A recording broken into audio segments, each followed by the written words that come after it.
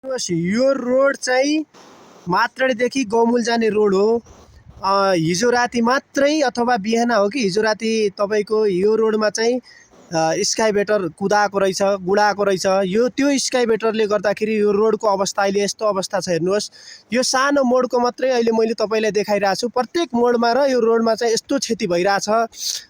यसको चाहिँ सम्बन्धित निकायमा चाहिँ ध्यान आकर्षण गराउनका लागि मैले यो भिडियो बनाएर तपाईँहरूलाई चाहिँ सार्वजनिक गरेँ।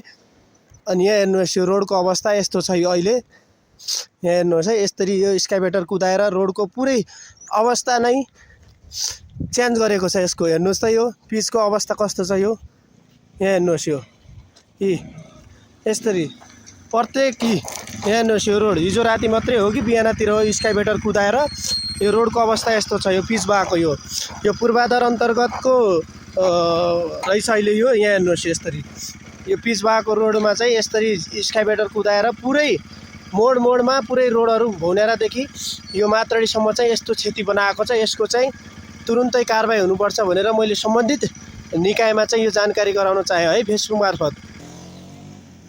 यहाँ हेर्नुहोस्, यो पुरै रोडको अवस्था यस्तो छ। यो अब यसलाई तपाईँहरूले के भन्नुहुन्छ? यहाँ हेर्नुहोस्, यो हामीले सधैँ चुप लागेर बस्ने त? यहाँ हेर्नुहोस्, यो पुरै रोड यस्तो तहस नहस भएको छ। म स्काइबेटर पनि तपाईँलाई देखाउँछु है, कहाँनिर राखेको छ भनेर है। यहाँ हेर्नुहोस्, यो स्काइबेटर चाहिँ यता राखेको छ है। यो अब यसको नम्बरदेखि लिएर म सबै तपाईँलाई डिटेलमा देखाउन गइरहेको छु। यहाँ हेर्नुहोस्, हिजो राति मात्रै मात्रडीदेखि भौनेर जाने यो पिच रोडमा यस्तो यो स्काइबेटर चाहिँ त्यो कुदाएर रोडको अवस्था चाहिँ एकदम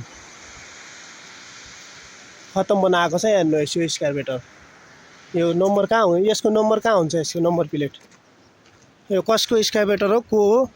यो चाहिँ पूर्वाधारलाई चाहिँ छिट्टै यसको खोज गरेर उहाँलाई चाहिँ कारबाही गर्नु पर्यो है। यो रोडको अवस्था यसरी क्षति गरेको छ यसले।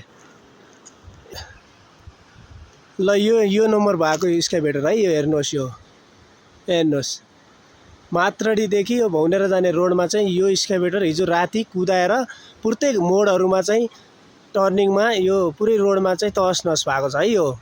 यो रोडहरू पुरै भत्किया छ, बिग्रिया छ। यसले चाहिँ सम्बन्धित निकायमा चाहिँ ध्यान जाओस्।